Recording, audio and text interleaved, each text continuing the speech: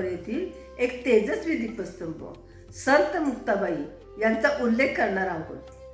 त्यांच्या गाण्याच्या ओळीतून केवळ अध्यात्मच नव्हे तर अंतर्पणाशी जोडणारी एक अनोखी ऊर्जा आपल्या अनुभवास येते. आता विश्वेश्वरी जाणावी, नवे भिन्न भावे भावावी, जीव आणि शिव सम झाले, तेथे नांदते अखंड चैतन्य. मुक्ताबाई येथे विश्वेश्वरी म्हणजे सर्व शक्तिमान कुंडलिनी शक्ती जाणण्याची गोष्ट सांगतात. सहजयोगातही हेच सांगितलं जातं.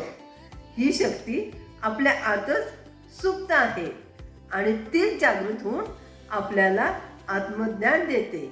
म्हणजे आपण देव वेगळा आहे आणि मी वेगळा आहे असं न समजता त्या शक्तीशी ऐक्य साधलं पाहिजे.